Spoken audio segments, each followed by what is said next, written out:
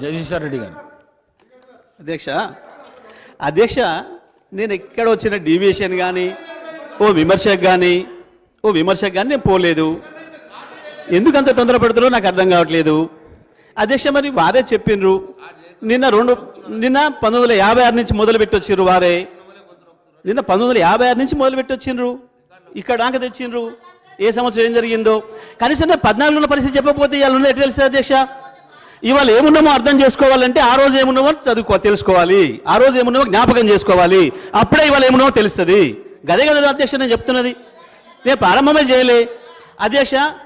నేను 10వ తరగతి చదివిన నాటి నుంచి మొదలు పెడితే మళ్ళీ నా పిల్లలు 10వ తరగతికి వచ్చిన దానికి కిరసనాయిల దీపాలనే చదివినాం అధ్యక్ష. మేము ఎప్పుడైనా గంతే అధ్యక్ష. అది వారు కూడా గంతే అధ్యక్ష. శ్రీధర్ బాబు గారు కూడా కిరసనాయిల దీపంతోనే చదువుకున్నాడు, అందులో సందేహం లేదు. సరే అధ్యక్ష, ఓకే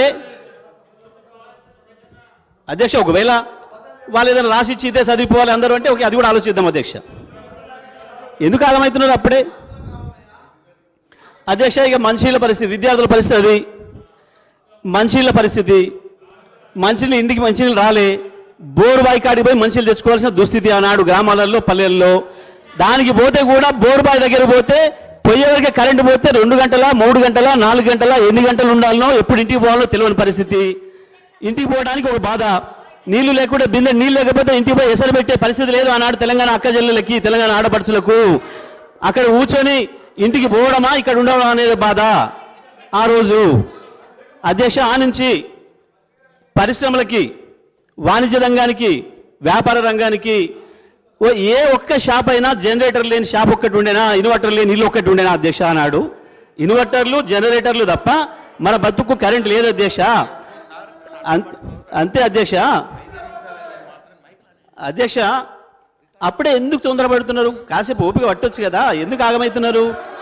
మీ మంత్రులు మాట్లాడరాదా? చెప్పరాదా సమాధానం? మీ మంత్రులు మాట్లాడియండి, ఎందుకు ఆగమవుతున్నారు మీరు? జగదీశ్వర్ రెడ్డి మంత్రులు సమాధానం చెప్పే శక్తి ఉంది కదా. జగదీశ్వర్ రెడ్డి గారు. ఓకే అధ్యక్ష, మహిళల పరిస్థితి అది, వ్యాపార వాణిజ్య పరిస్థితి ఇది.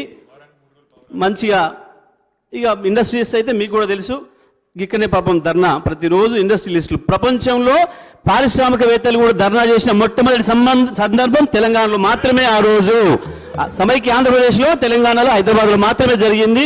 ఇది ప్రపంచ రికార్డు అధ్యక్ష, అందులో సందేహమేం లేదు అధ్యక్ష. ఇక రైతాంగం గురించి చెప్పుకోవాలంటే అది ఎన్ని రోజులు కూడా చెప్పినా వడవని కథ అధ్యక్ష.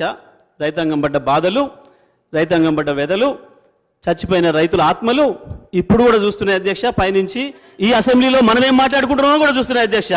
అటువైపు నుంచి ఏం జరుగుతుంది, ఇటువైపు నుంచి ఏం జరుగుతుంది, ఎట్లా దబాయింపు జరుగుతున్నాయి అనేది కూడా పైన చూస్తున్నాయి అధ్యక్ష, అందులో సందేహం లేదు అధ్యక్ష. ఏముండే అధ్యక్ష, మొట్టమొదలు బండెడ్ల అమ్మే కాంచి మొదలైంది రైతు పరిస్థితి. బండెడ్ల అమ్మే నుంచి మొదలైతే చివరికి పుస్తలు అమ్ముకొని ఆఖరికి ఏ బోర్లేసిండో ఆ బోర్లేసిన భూమి కూడా అమ్ముకోవాల్సిన దుస్థితికి ఆనాటి రైతాంగం అధ్యక్ష. 10-20 ఎకరాలు